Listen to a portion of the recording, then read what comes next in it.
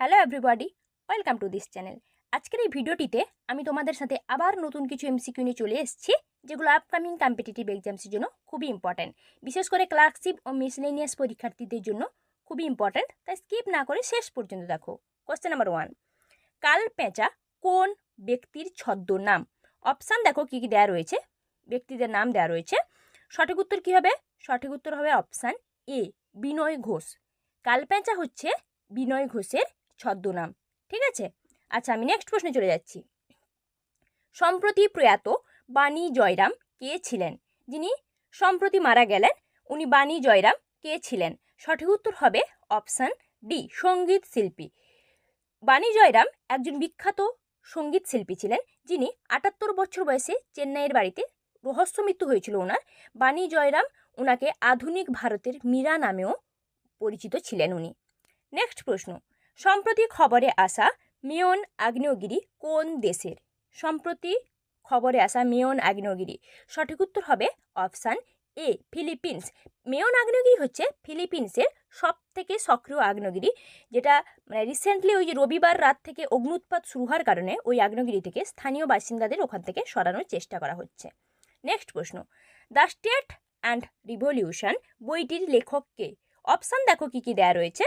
State and revolution, সঠিক উত্তর হবে অপশান ডি, লেনিন। ইনার পুরো নাম হচ্ছে ভ্লাদিমির লেনিন, যিনি 1817 সালে এই বইটি লিখেছেন, দ্য স্টেট অ্যান্ড রিভলিউশন। বইটিতে মূলত সর্বভারতীয় বিপ্লবীবাদের পরিচয় পাওয়া যায় এই বইটিতে, রাষ্ট্রের সম্পর্কেও জানা যায়। নেক্সট, সম্প্রতি খবরে দেখা সার্কোফ্যাগাস কি? সার্কোফ্যাগাস এটা সম্প্রতি খবরে দেখানো হয়েছে। এই সার্কোফ্যাগাসটা অ্যাকচুয়ালি কি, কোনটিকে বলা হয়েছে? সঠিক উত্তর হবে অপশান বি, একটি সজ্জিত কফিন বা পাত্র, যেটি সার্কোফ্যাগাস নামে পরিচিত, যেটাকে সম্প্রতি খবরে দেখানো হয়েছে। নেক্সট প্রশ্ন, জনসংখ্যা অনুযায়ী সবথেকে ছোট দেশ কোনটি? জনসংখ্যার বিচারে, ঠিক আছে, সঠিক উত্তর কি হবে? Option C, Vatican city. এখানে মোট জনসংখ্যা হচ্ছে মাত্র 835 জন, এবং এই ভ্যাটিকান সিটির আয়তন বলতে গেলে 0.44 বর্গ কিলোমিটার। ঠিক আছে, তাহলে জনসংখ্যা অনুযায়ী সবচেয়ে ছোট দেশ হচ্ছে ভ্যাটিকান সিটি। নেক্সট প্রশ্ন, অসম রাইফেলের সদর দপ্তর কোথায় অবস্থিত? অসম রাইফেলের সদর দপ্তর, অপশান দেখো কী কী দেওয়া রয়েছে। সঠিক উত্তর কী হবে? সঠিক উত্তর হবে অপশান ডি, শিলং। শিলংয়ে অবস্থিত অসম রাইফেলের সদর দপ্তর, যেটা হচ্ছে একটা মহাপরিচালক সদর দপ্তর অসম রাইফেলের, এটা শিলংয়ে অবস্থিত। নেক্সট প্রশ্ন যাচ্ছি আমি, ভারতীয় কোন ক্রিকেটার চিকু নামে পরিচিত? ভারতীয় কোন ক্রিকেটার? অপশান কী কী দেওয়া রয়েছে দেখতে পাচ্ছ। সঠিক উত্তর কী হবে? Option A, Virat Kohli. উনি ভারতীয় ক্রিকেট দলের একজন অধিনায়ক বলতে পারে বিরাট কোহলি, যিনি ভারতীয় ব্যাটসম্যান। উনি খুব ব্যাটের জন্য খুবই পরিচিত, অপ্রতিভা ব্যাটিং করার ওনার মধ্যে রয়েছে। নেক্সট প্রশ্ন, অশোকের কোন লেখাতে কলিঙ্গ যুদ্ধের বর্ণনা রয়েছে? কোন লেখাতে? সঠিক উত্তর কী হবে? সঠিক উত্তর হবে অপশান সি, ত্রয়োদশ। ঠিক আছে, ত্রয়োদশ শিলালিপি বলতে পারো বা ত্রয়োদশ লেখাতে বলতে পারো অশোকের কলিঙ্গ যুদ্ধের সম্পর্কে সব থেকে ভালো করে জানা যায় ওখান থেকে।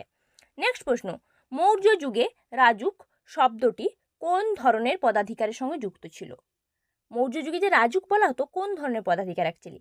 সঠিক উত্তর হবে অপশান এ, মৌর্য যুগে জেলা পর্যায়ের কর্মচারী পদে যিনি নিযুক্ত ছিলেন ওনাকে রাজুক নামে পরিচিত ছিলেন উনি। নেক্সট প্রশ্ন, আয়কর হলো এক ধরনের আয়কর, আয়করটা কি অ্যাকচুয়ালি? ঠিক আছে, অপশান কী কী দেওয়া রয়েছে তোমরা দেখতে পাচ্ছ। সঠিক উত্তর কী হবে? সঠিক উত্তর হবে অপশান সি, প্রোগ্রেসিভ ট্যাক্স। আয়কর হচ্ছে এক প্রকারের প্রোগ্রেসিভ ট্যাক্স, যেটা আমাদের সবাইকেই দিতে হয়। নেক্সট প্রশ্ন, ভারতের ছদ্মবেশী বেকারত্ব কোন ক্ষেত্রে বেশি দেখা যায়? ছদ্মবেশী বেকারত্ব, অপশান কী কী দেওয়া রয়েছে দেখো। সঠিক উত্তর কী হবে? সঠিক উত্তর হবে অপশান সি, কৃষি ক্ষেত্রে।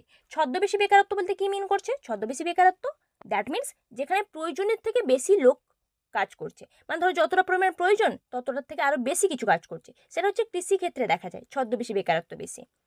নেক্সট প্রশ্ন, বেনেডিক্ট রস যন্ত্র দ্বারা কি পরিমাপ করা হয়? বেনেডিক্ট রস যন্ত্র দ্বারা, অপশান কী কী দেওয়া রয়েছে দেখতে পাচ্ছ। সঠিক উত্তর হবে অপশান সি, বিএমআর, যেটাকে আমরা বলে থাকি বেসিক মেটাবলিক রেট। ঠিক আছে, বেনেডিক্ট রস যন্ত্র দ্বারা বেসিক মেটাবলিক রেট পরিমাপ করা হয়। নেক্সট, ব্রোঞ্জ কোন দুটি ধাতুর মিশ্রণ? দেখো অপশানে ধাতুগুলো দেওয়া রয়েছে, এই মানে কোন দুটো ধাতু মিশে ব্রোঞ্জ ধাতু তৈরি হচ্ছে। সঠিক উত্তর কী হবে? সঠিক উত্তর হবে অপশান বি, তামা ও টিনের মিশ্রণে ব্রোঞ্জ তৈরি হয়। ঠিক আছে, তামা আর টিন ধাতু দুটোকে মিক্সড করলে ব্রোঞ্জ তৈরি হয়। নেক্সট, মায়াটোম পেশি দেখা যায়, মায়াটোম পেশি কার ক্ষেত্রে দেখা যায়? অপশান কী কী দেওয়া রয়েছে দেখতে পাচ্ছ। মায়াটোম পেশি, সঠিক উত্তর হবে অপশান বি, মাছের ক্ষেত্রে মায়াটোম পেশি কী কাজ করে না? সাঁতার কাটতে। কীভাবে? যখনই মায়াটোম পেশি সংকুচিত হয় তখনই মাছের দেহে চামড়া একটা টান পড়ে, ফলে মাছের দেহের মাছের দেহে বাঁক নেয় একটা মাছের দেহ, ওই জন্য জলে সুন্দরভাবে মাছ এদিক ওদিক থেকে সাঁতার কাটতে পারে এই মায়াটোম পেশির কারণে। ঠিক আছে, thanks for watching my video. এখনও যারা আমার চ্যানেলকে সাবস্ক্রাইব করোনি, নতুন নতুন কন্টেন্ট পাওয়ার জন্য চ্যানেলটিকে সাবস্ক্রাইব করো, ভিডিওটিতে লাইক কমেন্ট শেয়ার অবশ্যই করো, যাতে ক্রিয়েটাররা আরও বেশি করে মোটিভেট হয়।